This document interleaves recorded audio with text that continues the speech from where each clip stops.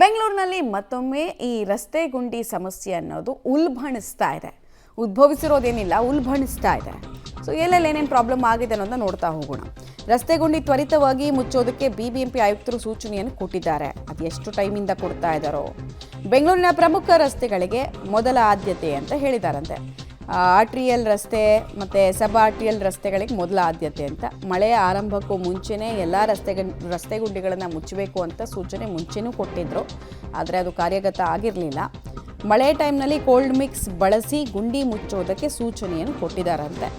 ಹೀಗಾಗಿ ಕಾರ್ಯಪ್ರವೃತ್ತರಾಗಿದ್ದಾರೆ ಅಧಿಕಾರಿಗಳು ತಿಳಿದು ಬರ್ತಾ ಇದೆ. ಬಟ್ ಇದನ್ನು ಯಾವ ವರ್ಷಕ್ಕೆ ನಾವು ಕಂಪ್ಲೀಟಾಗಿ ಬೆಂಗಳೂರನ್ನು ಗುಂಡಿ ಮುಕ್ತ ರಸ್ತೆ ನೋಡೋದಕ್ಕೆ ಸಿಗುತ್ತೋ ಗೊತ್ತಿಲ್ಲ. ಈ ಶತಮಾನದಲ್ಲಿ ಸಿಗುತ್ತೋ ಅಂತ ಅನಿಸ್ಬೇಕು. ಯಾಕಂದರೆ ಒಂದಿನ 2 ದಿನಕ್ಕಷ್ಟೇ ಆ ರಸ್ತೆ ಗುಂಡಿಗಳದ್ದು ಆ ಪ್ಯಾಚ್ ವರ್ಕ್ದು ವ್ಯಾಲಿಡಿಟಿ. ಆಮೇಲೆ 3ನೇ ದಿನಕ್ಕೆ ಮತ್ತೆ ಬಾಯಿ ತೆರೆಯುತ್ತೆ. ಇನ್ನೂ ಆಳ, ಇನ್ನೂ ಅಗಲಕ್ಕೆ ಹೋಗಿ ಬಾಯಿ ತೆರೆಯುತ್ತೆ. ಇನ್ಫ್ಯಾಕ್ಟ್ ಕೆಲ ಏರಿಯಾಗಳಲ್ಲಿ ರಸ್ತೆ ಗುಂಡಿಗಳು ಹೆಂಗಿರುತ್ತೆ ಅಂದರೆ ಅದರಲ್ಲಿ ಆಯಾ ವಲಯದ ವಾರ್ಡ್ ಇಂಜಿನಿಯರ್ಗಳನ್ನು ಅಡ್ಡಡ್ಡ ಮಲಗಿಸ್ಬಿಡ್ಬೋದು. ಅವರನ್ನು ಹೂತು ಹಾಕಿ ಬೇಕಾದ್ರೆ ಅದ್ರ ಮೇಲೆ ಮಣ್ಣು ತುಂಬೋದು. ಅಷ್ಟು ಆಳವಾಗಿರುತ್ತೆ ರಸ್ತೆ ಗುಂಡಿ. ಸೊ ಈಗೇನೋ ಮುಚ್ಚೋದಕ್ಕೆ ಹೇಳಿದಾರಂತೆ. ನೋಡೋಣ ಇದಿನ್ನೆಷ್ಟು ಟೈಮು ಅಂತ ಹೇಳಿ. ಕೋಲ್ಡ್ ಮಿಕ್ಸ್ ಮಾಡ್ತಾರೋ ಹಾಟ್ ಮಿಕ್ಸ್ ಮಾಡ್ತಾರೋ ಗೊತ್ತಿಲ್ಲ. ಆದರೆ ಬೆಂಗಳೂರಿನಲ್ಲಿ ಸಾಲ್ವೇ ಆಗದಂತಹ ಒಂದು ಪ್ರಾಬ್ಲಮ್ನ ಪಟ್ಟಿಯಲ್ಲಿ ಇದು ಸೇರಿಕೊಂಡಿದೆ.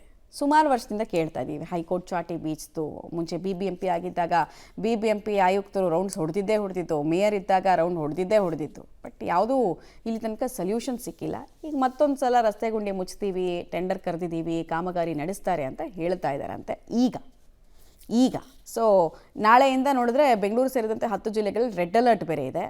ಈಗಿನ ಗುಂಡಿ ಮುಚ್ಚಿ ಇವ್ರಿನ ಕಾಮಗಾರಿ ಸ್ಟಾರ್ಟ್ ಮಾಡಿ ಅದು ಯಾವ ಕಾಲಕ್ಕೆ ಜನರಿಗೆ ಸಮಸ್ಯೆ ಇಲ್ದಂಗೆ ಮಾಡ್ತಾರೋ ನೋಡ್ಬೇಕು ನಾವು.